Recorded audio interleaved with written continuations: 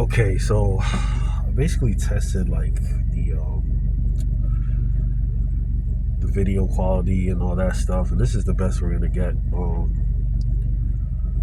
I just wanted to kind of take a moment to just vent a little bit, I guess. I don't want to like start this video with the ideology that I'm gonna be like posting it, because then I feel like it's gonna add more pressure to me. So whether or not I keep this for myself or if I decide to upload this, time will tell. Eventually, either this will be tucked away from my own personal like review, or the world will see it. I don't know, but basically, I'm at work, my old job. Sorry. One of my old friends, like he usually asks me, like, if I could drop him off, and we work the night shift, so like, they let me go, and he still works there, so I always do my part and just help him out. Like, I feel like he's helped me, even if it's just like him, making sure that I was safe on the job, and that I had like the things I needed, food, water, whatever. So, they say normally, like, don't let the small things bother you, but in reality, those small things matter the most, because when my health became what it became, it didn't become that because of like something like major. I mean, partly, and so I guess, but all the small things kind of added on to the pressure, and eventually my body couldn't take it, and then it became a big thing, because you couldn't ignore the fact that your body's convulsing and you're falling unconscious, like 20 minutes into whatever like you're doing, and you're just gone for like the majority of the day, because you don't fully remember what's been happening, but you've been in and out, and like my seizures have kind of gotten a little better over the years, and I at least know how to predict them, and I can feel the aura coming. But regardless, it still left a significant impact on my like personal work life and like financial life. So I didn't want to do the GoFundMe personally. I was really like against it, because of the simple fact of me knowing that I need a consistent flow of income, but I've never truly had a consistent flow because of my condition, and I don't have throwaway money. I don't have that. You know what I mean? I told people that like the last 3 years I made $2,000 and some change like each year. I was at FedEx initially for the first I want to say like, yeah, I was at FedEx from 2022 until this year, like June of this year, and they kind of just let me go. I kind of felt it coming, because like my health was already like doing bad, and I couldn't really keep up with the things they had, and I was an occasional employee, so like I don't have to come in every week. I only have to come in like a certain amount of times a month, which is like 2, and my body couldn't even handle that, and I've had too many close calls. I had one seizure on the job, but I vowed that I would never want to have another one on the job again, because of just how traumatic the experience was. As of right now, I just want to be blatantly honest, and just say like I'm not happy. I'm actually not happy, and I hate to like always like be in that mood, because like to the general population of people that probably like know me as like my figure, Garang M, probably, you know what I mean, don't know me like behind the, but I try to be as transparent as possible as I can with everybody about that like stuff that I'm going through. And a part of me feels like I can't avoid talking about what's happening in my life and how it's affecting me, because a couple years ago, I had the tour going, like we had the tour set up. COVID did fuck a lot of things up, and I met Alessia Cara in 2021. She was really sweet and just gave me like a lot of like validation and just love that I feel like I didn't really feel like I had, from the outside looking in, let alone to one of my like all-time like favorite singers. And I kind of felt like my life was like going up, and then eventually that ended, and then at that point my life became like what it is now, and it's become pretty shitty. Not to say it wasn't before. I mean, it definitely was, but like you got to understand, I'm making $2,000 a year. You know what I mean? This car that I'm sitting in, it's my mom's car. She bought it. I paid for like the taxes and the like insurance and stuff. Like while I was at FedEx, one of my friends, Kyle, if you're watching this, bro, I love you. He drove me to FedEx actually before we had the car and helped me like raise enough money for me to like get this registered and insured. And it was like a lot of money, but thank God he came through because he really did a lot for me. And I feel like my inner circle of friends that I know in real life are doing me really good, but the fact that I have a small circle of friends tells me that like it's easier to keep a small circle than it is to keep like a big circle of friends and people around you, because at that point it doesn't become like all these different sources that you feel like you're obligated to be cool with and speak to. And I think people understand that at the end of the day, life is life, and so many things happen, and so many people feel pressure to do so many things, and I don't want people to feel like I'm adding any pressure to them. You know what I mean? So a big part of me not wanting to do the GoFundMe was like that plain and simple reasoning to saying like, yo, I don't want people to feel like they need to help me, or that like, my situation is bad, but you know what I mean? I'm not homeless. My mom is, doing what she can.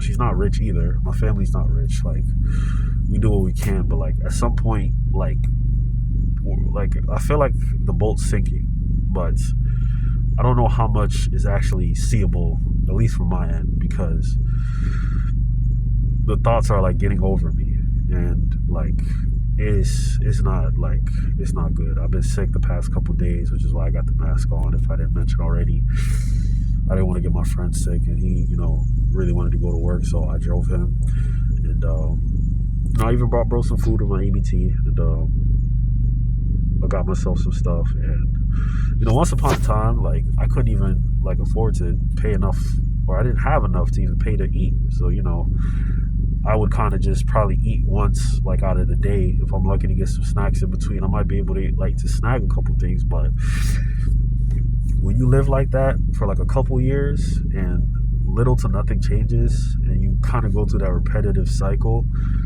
eventually you get angry. You start to kind of oversee what things people are saying, and you start to realize that some of it might not be true, because you start feeling like your life is not going to change. I'm a firm believer in destiny. I think everything happens for a reason. I do believe that we're on this earth for a reason. I don't believe like my existence is just to fucking be depressed and be like this, what I feel like a nuisance to people, because I just want a friend group or a circle of people that I can trust, that I can vent to. Sometimes all I have is the camera, and I used to vlog back in the day. I have like a hard drive of old music and stuff that I wanted to like get restored, because the hard drive is like not working, but the data's still on there, so hopefully we can salvage what we can. But that's just a little bit of like what I want to do. There's so many things that I financially cannot do, let alone paying the bills and like having my family take care of the bills that they can, because like we're not rich. So like at some point this is going to get worse, and I can't tell at what point anything's going to happen, because Social Security states that they don't understand how, or they can't make a decision on whether or not my condition is severe enough. And I'm saying it is, because we got to count how many times I've been into the, like, I can't count on two hands how many times I've been to the hospital the past year alone, and we're just now starting to understand why I'm having these seizures. And ultimately it all came down to one thing: anxiety. the excessive amount of anxiety, right? And my brain's abnormal response to the anxiety is just to shut down, because it's like, I don't think any human being on this earth can live with that much trauma and pressure and live and just stay like, awake, conscious, alert. You're going to lose a little bit of yourself mentally. And in this case, I lost basically damn near everything. I lost a lot of friends, I lost a lot of relationships, and this made me become this really angry person. And some people call me bitter. I guess you could say it's me being bitter, but you got to understand the saying hurt people is true, because you might hurt someone and you might not realize you're hurting someone with the things you say, and at some point it becomes that, like, and then you realize afterwards. And there's even more of an issue, because you can't apologize all the time for the things you do in the immediate moment, because you might not realize what you're doing or saying is hurting that person. And I don't know sometimes if people realize that with me, so I try not to take certain things to the heart. But at the end of the day, I'm human, and I assume that everyone else is going through the same cycle of life as I am, and they're going to have to go through this like trial and error period in their life. Some might be longer than others. Some people might never get that chance, and I'm still here. Like, there's some people that don't survive that fight. Some people live to be like a certain age, and they pass away. My dad passed away this year. I lost my job. What else? Like, nothing, like, I can't look back and say anything like majorly good has happened this year. There's just a lot of traumatic experiences, and like, I had people in my life that have done good by me. And Thomas, if you're watching this, Telling Beats, I appreciate you, for being the first donor. You've always showed a lot of support and love to me as an artist and a person. And I gotta say, like, I appreciate you to the core, because you've done a lot for me, and I have so much music and stuff written that I can't even record, because I don't have the resources to do so. And I want to make sure that my debut is big enough to where I get myself to a state where I feel like my life and my existence is justified. Like, I don't think God's putting me through this because he hates me. Part of me thought that at a point, like, God's putting me through this because he doesn't think that I'm a good person, I'm a bad person. To average person's mind, I don't know how much a person can endure before because I'm at that point where I'm like, I'm getting to the end, and I'm like, I don't know if I can take much more of this. But at the end of the day, something keeps me going, and sometimes talking can do a lot for a person, because sometimes we don't understand the value in our own voices, and that tells us a lot about us as human beings, because a lot of the things that we don't speak about, a lot of people go through. And I want to be honest, and like I said, like, I'm not happy with where I'm at in life. I can't control fully where I'm at. I can't control my seizure condition. I can't control my anxiety. I can't control my depression all the time. I can only do so much. And the reason why I made this video is because I just wanted to kind of like record and get like something down that I could at least, oversee and just like feed into, because being home and just waiting on Social Security, and like, I have like a nonprofit helping me with my SSI case. Thank God. They're going to help me fight this. It's not over, but I feel like my life is over, but my life is not over. It probably just feels that way. And maybe I need to tell myself that, because maybe later in the future, I'll see that and be able to tell myself, like, this wasn't for nothing. You went through this because you had to learn and experience this, because maybe in the future I could do something to help people who are trying to get on SSI, or who are dealing with anxiety, depression, etc. Feel better, because I don't want to live for myself. I'm not living to be a like big rapper, streamer, whatever, and just be that. I want to leave something behind. I want to help people. I want to make people feel happy. I don't want to ever make anyone feel upset, angry, or like whatever, and it's hard to get to that point when I feel like everything in life is bringing me down. And then the only thing that suffers is like, at the end of the day, me and the people around me, and they can't really do much for me because there's certain things that we can't just like force the Social Security Administration to move up this process. There's things we can do in the repeals process that will take time. And if you're a person that's gone through it, whether you've been denied, whether you applied twice. We waited I applied in 2021. I got denied. I tried to do the appeal on my own, and I couldn't take the pressure. So I was like, I'd rather just try and work. And 3 years later, or 3 years later, whatever, here I am. And I'm like, I made this much money, and I'm still trying to make ends meet. And it's like, this is not going to work. I don't have a second option here. I don't have like anything else to turn to. I can do as much as I can with my health, but I need like a budge. And I feel like I've been working since, I was like a youth. We had a summer youth employment program. Capital Workforce, Blue Hill Civic Association, real good organizations that helped a lot of people like me who've come from like, minority towns, Hartford, come and become something instead of like, not having those resources, because they did help me like, build my resume and have that experience, or else I wouldn't have had it. And up until my health became what it became, those things or outlets worked. And at this point, I want to invest into myself. I don't want this. I don't want the ideology of the GoFundMe to be like people giving me money that I'm just like, I want to feel like I'm putting it towards something.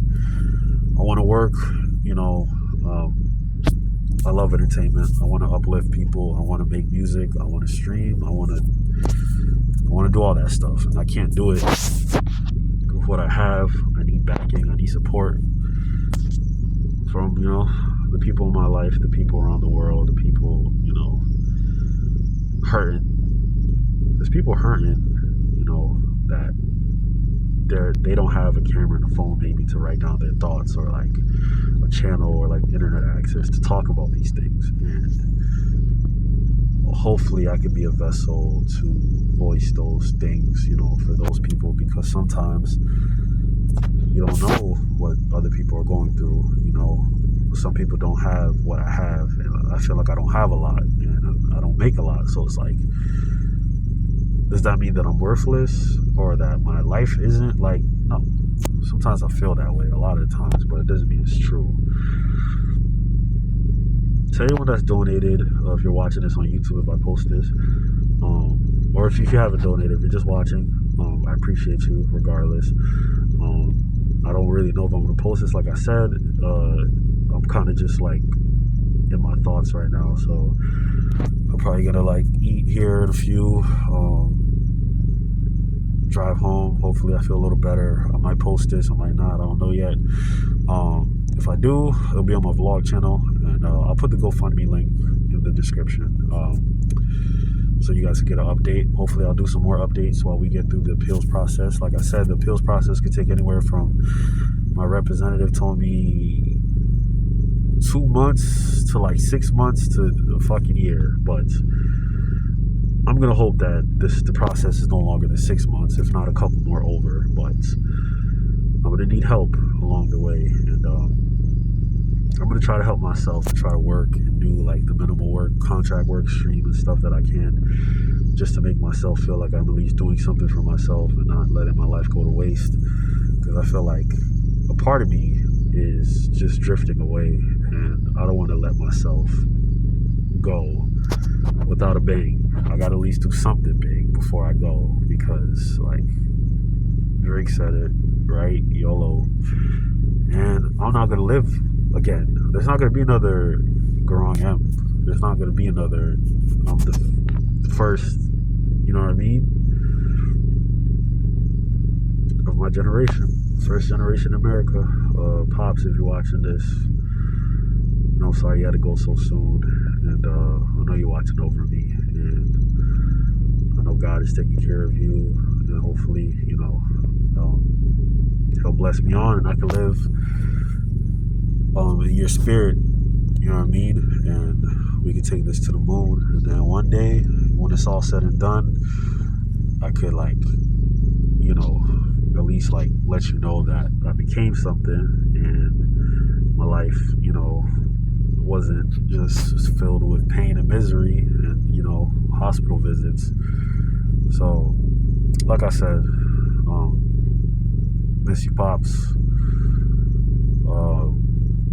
Yeah, if you guys are watching this, like I said, I appreciate it. If you're going through some things, feel free to message me. You could drop a comment below. I still don't know if I'm posting this, so I don't know why I'm even saying it, but this is just in case I do. Let me know your stories. Tell me what you've been through with SSI. Tell me how these things have affected you. Tell me how, maybe I can get some people talking about this process and change some things out in the future. Because I think the Social Security Administration is starting to catch wind of the fact that this system is taking way too long, and too many people require this subsidy to pay for their retirement, to pay for their disability, to pay for their survival. And I just think that if we pay money to the government from our taxes and our paychecks, that some of that money should go back to us in one way or another, especially if you're disabled and you have a qualifying condition, as they say. Because I can't do the work that I used to be able to do. I can't do the things that I'm used to, you know what I mean? Or else I wouldn't be in this position. I probably wouldn't be here talking to you guys the way that I am. But at the end of the day, I don't regret it because I'm already here. So I'm going to live through it, and I'm going to fight through it, because I think God makes his toughest soldiers for the craziest battles. Something like that. But just rambling on now. I don't know how to really wrap up this video, but hey, look, I love y'all. I'll see you guys again soon. Hopefully I can update you guys again soon. Have a great night. Bye-bye.